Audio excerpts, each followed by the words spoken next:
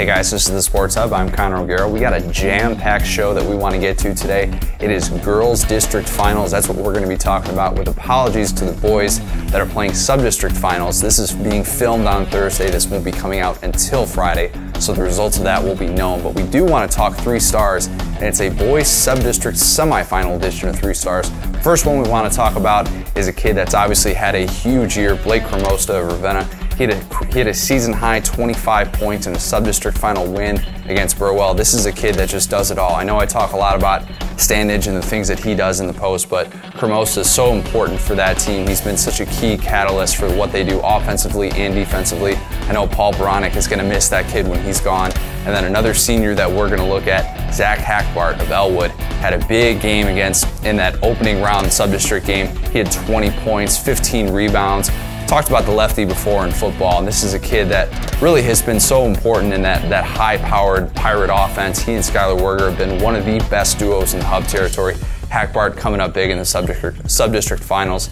And then 3rd star, Brady Rohde of Ansley Litchfield. This is a kid that, as a sophomore, we haven't talked about a whole lot yet, but he had 32 points in a sub-district final win. This is a game where they needed that boost out of him in the second half. They actually ended up rolling to a 35-13 advantage in the second half. Just very impressive stuff from the Spartans. He's also a beast on the football field, 6'2", 200 pounds. Expect to hear a lot more out of Rohde in the future.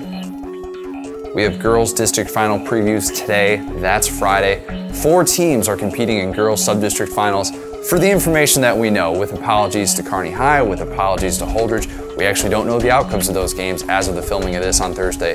First district final that we're going to talk about, Kearney Catholic facing off against Central City. This is a game where Kearney Catholic just needs to play the defense that it has all year. Play the defense that it did last Thursday night against Minden. The Stars will be just okay. Talk about the impact that Michelle Messbarger has off the bench and what Kylie Teal is able to bring on the offensive end. And this is a team right now that is so balanced defensively. Minden really saw that athleticism come into focus last Thursday night, and this is the Stars team that can just beat anybody with that defense. Rick Petrie would look for another big defensive performance out of his group. And in the second district final we're going to look at, how about Axtell? Axtell is a 20-win season and is playing such good basketball right now. It's won 15 of its last 16 games.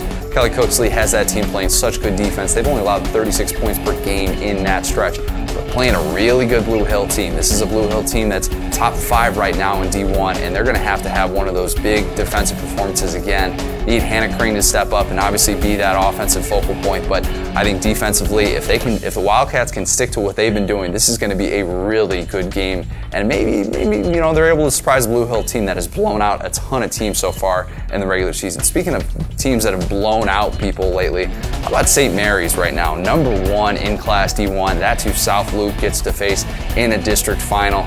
Obviously not an easy game for the Bobcats. Shayla Dockweiler is going to have to be very, very good for the Bobcats to have a chance against a team that has just absolutely blown away the competition and has played against that upper level.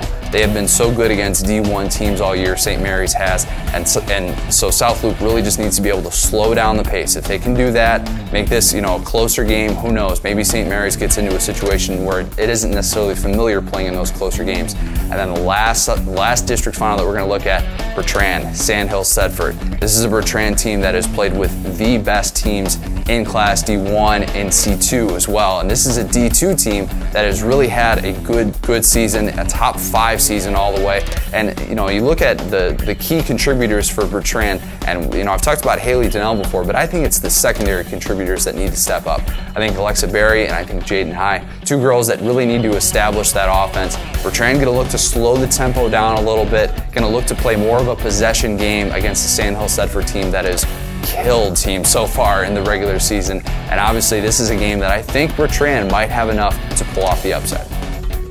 In case you've missed it, I have been absolutely horrible in our Sports Hub Call of the Week in the last 3 weeks, with apologies to Southern Valley, to Amherst, and to Wilcox Hildreth. All picks that I have botched terribly, and I've underestimated your team. So present this week for you viewers is that I will not be doing a Sports Hub Call of the Week because of how bad my picks have been and because of the way the district finals are shaking out. So no Sports Hub Call of the Week, but definitely make sure you're checking out all of our coverage online, kearneyhub.com/sports. Make sure you're following all of us on Twitter. We're going to be having all of your postseason basketball action coming up here. It's hard to believe that state girls basketball just a week away. Boys state basketball 2 weeks away. We're excited for the coverage. So for the Sports Hub, this has been Connor O'Gara. Thanks, guys. We'll see you next week.